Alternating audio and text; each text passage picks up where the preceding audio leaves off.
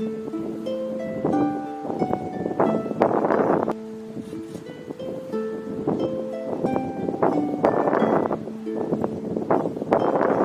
fellow readers and readresses, this is the second part of my video on The Blacktongue Thief by Christopher Buehlman.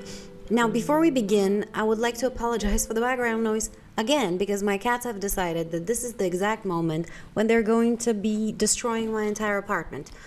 Now that out of the way, this is going to be more of a spoilery discussion. If you haven't watched the first part, I advise you to go ahead and do so because in that part I discuss my opinions on fundamental parts of the book, such as world building, character work, and writing style. In this one, I'm gonna go over some elements in detail, like specific moments of the book, specific scenes which made an impact on me or which made me wonder about things. I'm gonna ask some questions, I'm gonna theorize about some things, I'm gonna rant about one specific thing that kind of annoyed me, and that's gonna be it. It's gonna be very short and super unorganized, so if you enjoy that kind of videos, this is the one for you. So let's go.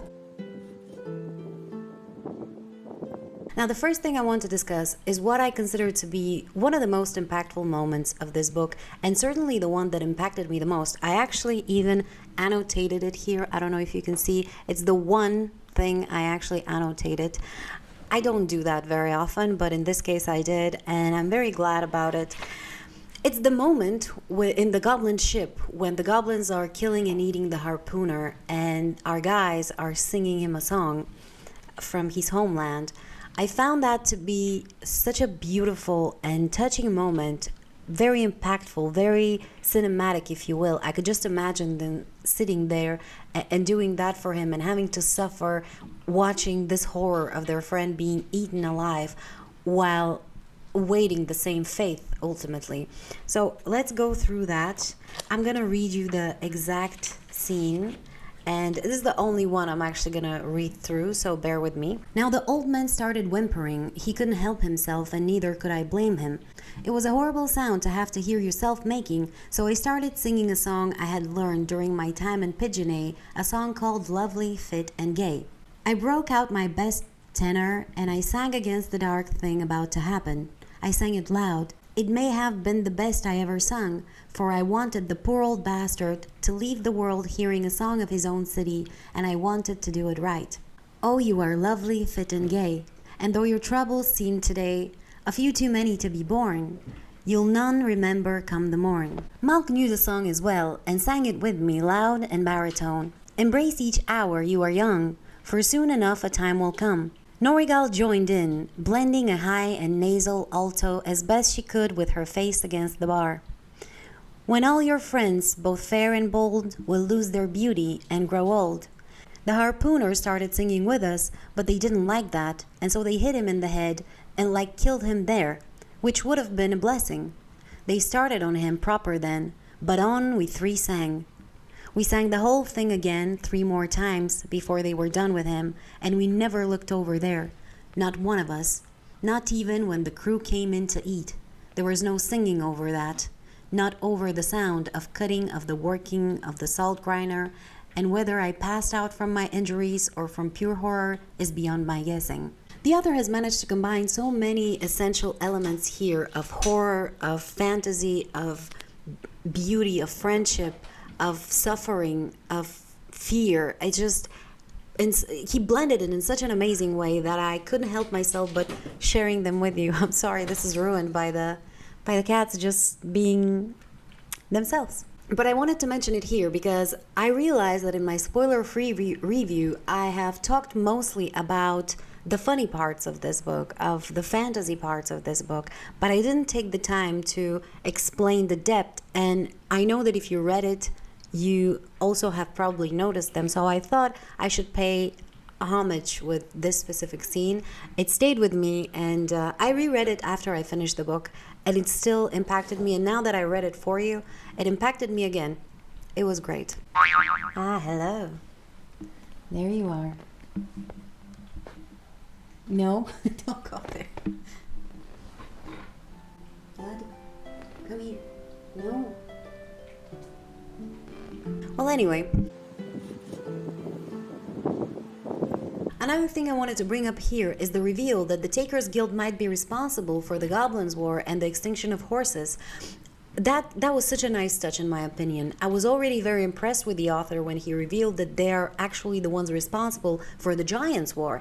And then when I was still reeling over that, and then he brings up this, and I was like, this is such an amazing multi-level reveal. I mean, granted, it could have been expected maybe, but my attention was focused elsewhere. I thought that the Takers Guild maybe want to kill, as we were led to believe, and probably it's true, to kill the Espanthian queen because she wants to pull them away from places. But it turns out that they actually are so much more sinister, and that I found that just a very, very, very well executed plot, and obviously it's going to play a bigger role in the overall arc of the series. It's just such a great example of how to set up your entire universe. Sorry, my cats are in my feet right now, playing with my microphone's cable. An amazing example of setting up your world building and your arc early in your first book, in such a subtle way that I found it utterly impressive. So the first question I want to bring here is whether Fulvir is actually Kinch's father. Now, obviously Fulvir is very impressive and very mysterious and very screwed up in the head, obviously. But I want to see more of him, and I'm sure I will. But the chapter, the Father of Lies, one second, I'm going to find it. Okay, here. In the chapter Father of Lies, he reveals to Kinch, or lies to him rather, that he is his father, and that's why Kinch speaks so many languages. Now, I'm curious, what was the point of this whole conversation? They kept on lying to each other, but Fulvir kept on bringing Kinch's mom, and I'm wondering whether she plays a bigger role in this series than initially anticipated, because she's in the background somewhere. But he brought her so many times, and he clearly knows things about her, and I'm going to talk about her later. But I'm wondering why he had to lie to him about it, and whether the entire conversation was a lie, or whether it was intended in another way. I'm just looking for theories here, because to me this entire conversation seemed rather pointless. At this point, I'm sure it isn't, but I couldn't myself figure out the thread of it and what the author meant with it. I'm asking myself whether the witches are the good guys here, and why I'm doing so is because this isn't your typical good guys versus bad guys book. This is a whole bunch of bad guys on different levels fighting each other. And all of the witches' efforts to put a witch queen on the throne, I gotta ask myself, why are they doing that if not to take over the power? Now, granted, the current Espanthian ruler is trash, and I think getting rid of the guild would be a great thing, but removing an organization that is so deeply ingrained in every level of society and administration, it will leave a gigantic power vacuum. Not to mention it's very difficult, but let's focus on the power vacuum after that, which will be taken over by somebody else. And I'm wondering myself whether at the end, when potentially they will manage to do so, whether they will turn themselves to be the bad guys. Often when organizations of such power are removed from it, the power vacuum is filled with new ones that aren't as well organized, and the commoners are again the ones who suffer. So I'm wondering whether the author is going to take that angle with this book.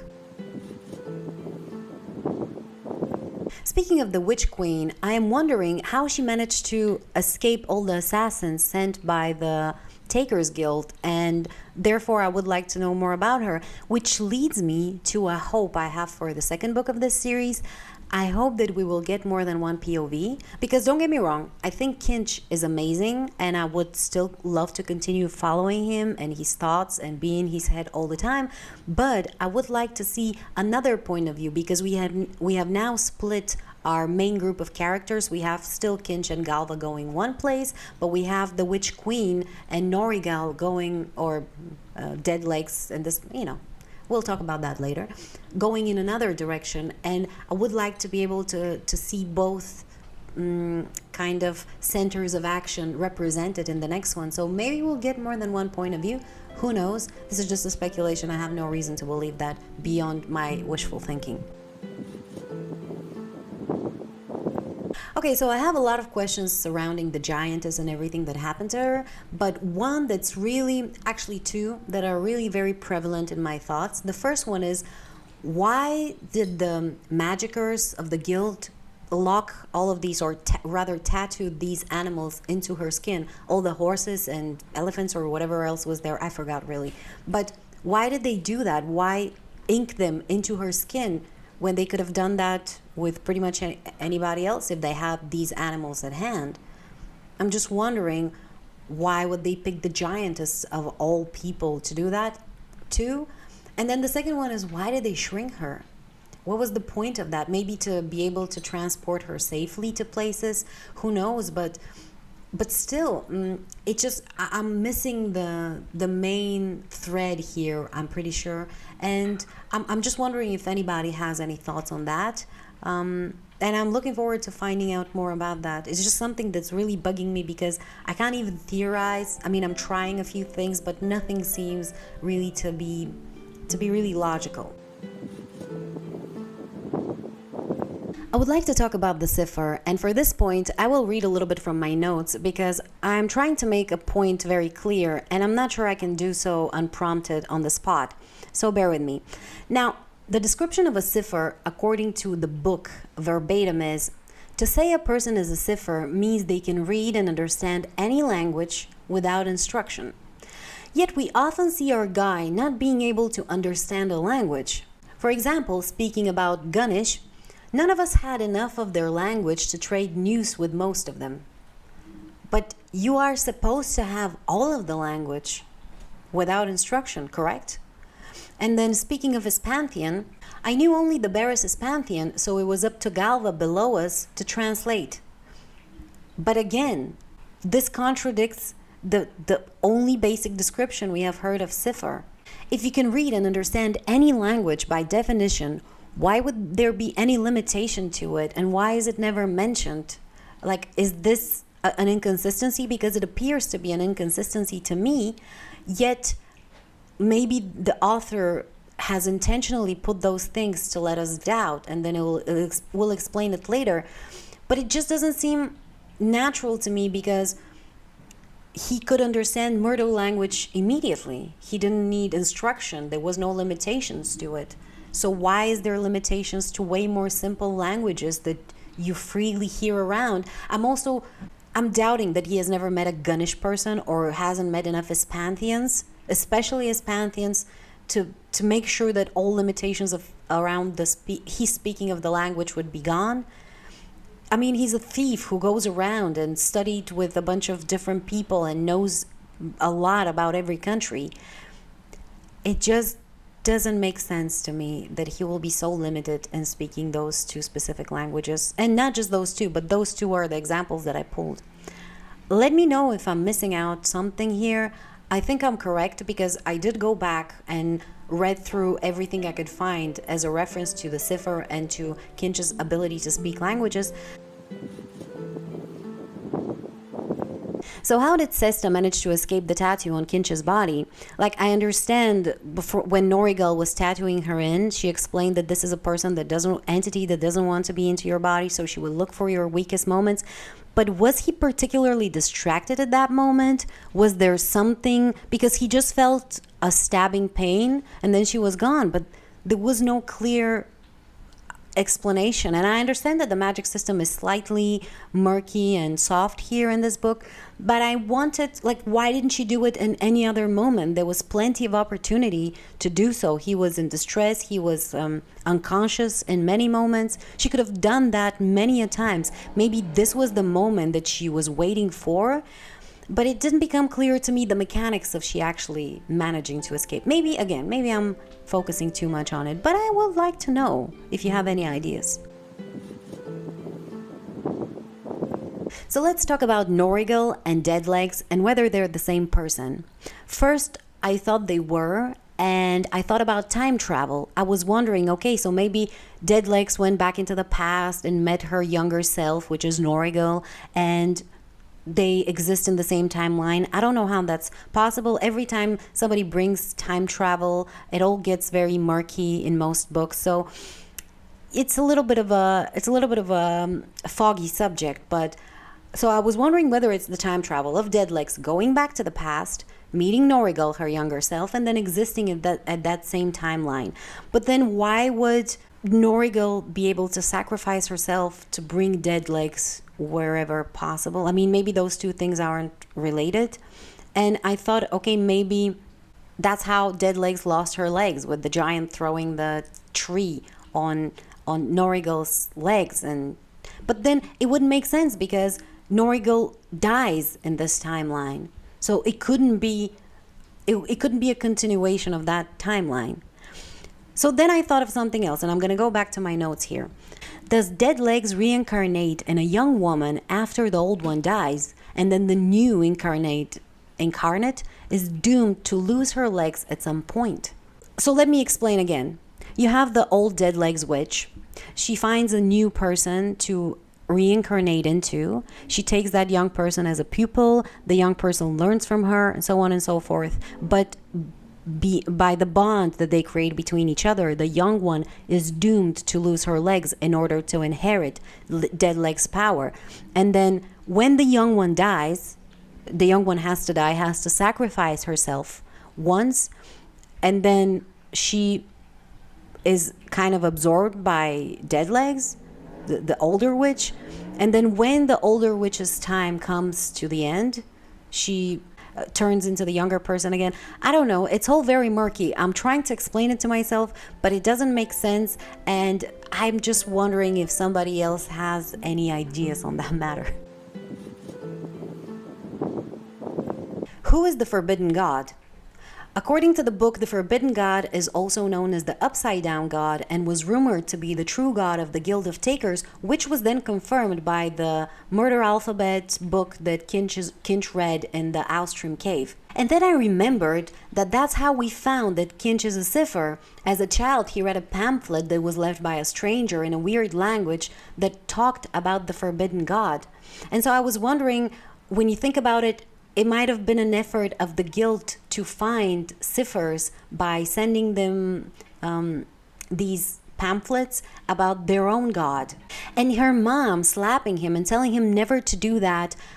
Like, she's portrayed as a simple village woman, but could she be more? Could she know something more? Could she be connected to that magicker? Could he really be Kinch's father? Again, I'm connecting here multiple different points that I tried to make, but I'm looking forward to actually seeing her. I wish they would bring her into the story, and I would like to hear her secrets. It's just a very interesting plot point that I think the author has made. And I think I'm going to stop here. These are the main things I could come up with, and the main things I keep on thinking about and going back to, and I'm glad I got to dump them here, so maybe you can think about them as well. Thank you for watching. I really appreciate it. Drop a like while you're here, and if you haven't watched the other video, go ahead and do so. I think it contains a lot of more valuable information on the overall reading experience. I wish you all a great day, and I'll see you in the next video. Once upon a time, there was a person who wasn't subscribed to my channel, and then they did, and they lived happily ever after. This could be you.